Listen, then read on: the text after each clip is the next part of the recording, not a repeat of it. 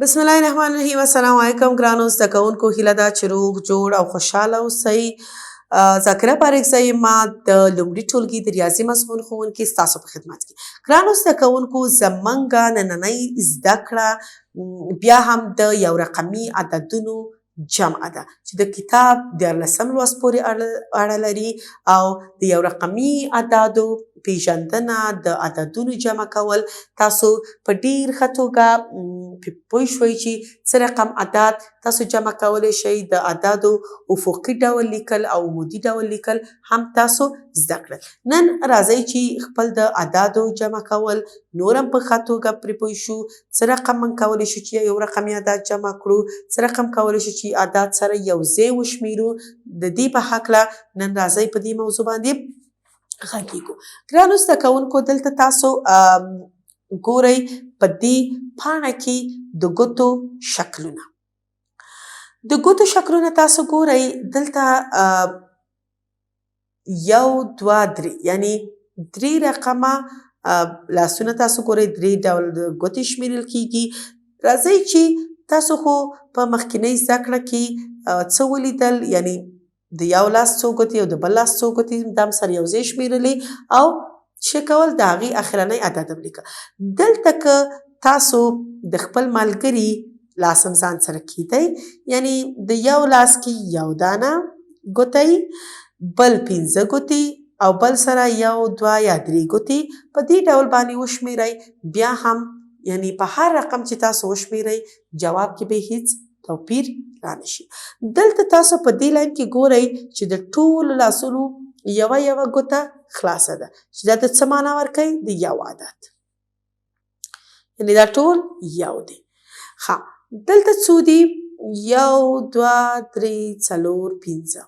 دلته ګورئ چې د هر یو لاس 5 ګوتې خلاصې دي، چې دا څه دی؟ د 5 عدد معنا ورکوي. 5.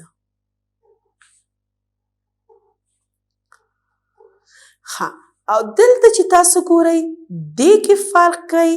دې کې تاسو ګورئ چې دلته یوه ګوته خلاصه ده، دلته 2 ګوتې، دلته 3 ګوتې، دلته 4، دلته هم 5 ګوتې.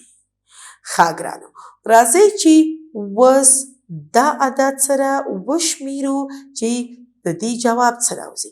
یعنی دلته تاسو تقریبا 3 عددونه سره جمع کوئ چې 1 5 او بیا 1 5 2 1 5 3 1 5 4 1 5 او 5. اوس راځئ چې دا سره وشمیرو ګوتې چې څو دانې کیږي. یوه ګوته دلته ده، 1 2 3 4 5 6 7. یوه ګوته دلته، یوه ګوته دلته، 5 دلته. څو شوې؟ آفرین، 7 ګوتې شوې. چې دا تاسو په اسانه توګه د یو لاس 5 ګوتې او د بل لاس 2 ګوتې هم شمیرلی شئ. خو دلته یې لږ توپیر سره تاسو ته ښودلی دی. دلته بیا هم موږ یوه ګوته لرو، 5 دلته. 1 2 3 4 5 6 7 8. یوه ګوته دلته، 5 ګوتې دلته او 2 ګوتې دلته. څو شوې؟ 8 ګوتې. یعنی که دا ګوتې په دې ډول ونیسئ چې 5 د یو ګوتې او 3 د بل لاس، بیا هم 8 کیږي. 1 2 3 4 5 6 8. دا څه کیږي؟ 8 ګوتې کیږي. یعنی په دې ډول هم که وشمیرئ او که په دې ډول هم چې دی جواب یو شی دی. دلته تاسو ګورئ بیا چې یوه ګوته دلته ده، 1 2 3 4 5 ګوتې دلته دي، 3 دلته. څو کیږي؟ 1 2 3 4 5 6 7 8 9. یعنی 5 ګوتې د یو لاس دي، 3 دلته او 1 دلته، 4 د نور. څو کیږي؟ 9 ګوتې. آفرین. اوس دلته بیا هم راځو، یوه ګوته بیا دلته لرو، 5 دلته. چې 1 او 5 تاسو پوه شوئ چې 1 او 5 څو کیږي؟ 6. یعنی 1 دلته دي، 2 3 4 5 6. یا 5 که دلته وشمیرئ، 5 یو بل ورسره یو ځای کوئ، 6 ګوتې. اوس بیا یو دلته دي 5 دلته شپږ دا شو 7 8 9 10 دا شوې 10 ګوتې. ښه اوس دلته راځو په اخرنۍ ګوتو شمېر کې یوه ګوته دلته لرو 5 او 5 دلته لرو. وګورئ دواړه لاسونه خلاص دي. 1 2 3 4 5 شپږ 7 8 9 10 یعنې که د دواړو لاسونو ګوتې موږ وشمېرو 10 دانې کېږي. یوه دانه دلته لرو څو شوې 11 ګوتې یعنې 5 او 15 یو دانه ورسره بله چې 11 شو. ښه ګرانو دلته هم دا شی تاسو ته د دې ګوتو جمع کولو. ښه ګرانو اوس راځئ چې د څه په هکله وغږیږو چې دلته تاسو خو عدد د 1 نه تر 9 پورې یعنې 0 نه بیا 9 پورې چې ټول یو رقمي عدد و هغه تاسو وپېژندل. دلته په دې جمع کې تاسو وکتل چې د دوی جوابونه 10 او 11 هم راووتل. دا کم عددونه دي؟ راځئ چې نن یې سره کار کړو وګورو چې دوه رقمي عددونه باید تاسو هم نن په خیر سره زده کړئ. 1 2 3 4 5 شپږ 7 8 9 10. ښه تاسو ګرانو زده کوونکو تر 9 پورې لیدلي او دې کې 0 هم شامل و چې 0 هم یو رقمي عددو کې راته.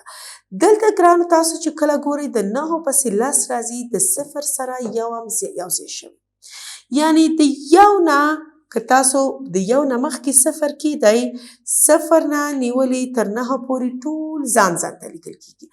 کله چې 10 شي عدد 10 ته ورسیږي دوه عدد یوځای کېږي.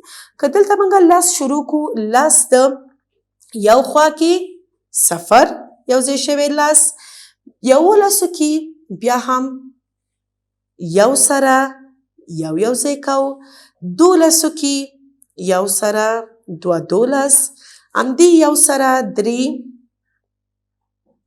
14 یو سره 4 14 یو سره 15 15 یو سره 6 14 له یو سره 17 د یو سره 8 18 د یو سره 9 19 کله چې د 9 عدد خلاص شي تاسو باید چې اندې عدد ته شو کوئ دا عدد بدل کوئ او دا به رسیږي 2 ته. دلته یو 0 سره دی دلته به بیا 2 د 0 سره شي چې د 20 عدد جوړ شي. ښه راځئ چې دا عدد سره یوځای وشمېرو او تاسو به بیا هم په خپلو کتابچو کې د 0 نه تر 20 پورې 2 پاڼې ولیکئ تر څو د دې په لیکلو باندې ډېر ښه پوه شئ. 0 آفرین ما سره یوځای تکرار کړئ 0 1 2 3 4 5 شپږ 7 8 9 10. د 10 پسې چې کله دوه رقمي عددونه شروع کېږي د 0 پر ځای دا ټول عددونه یو ور له یو سره لیکو یعنې یو لیکو د 0 نه شروع تر 9 پورې ټول عددونه د دې خوا کې لیکو 10 11 12 14 14 15 شپاړس 18 19 کله چې یو د 9 سره پوره شو بل عدد نشته خوا کې بیا راځو دا خانه ډیرو چې دا څه کېږي 2 به 2 سره 0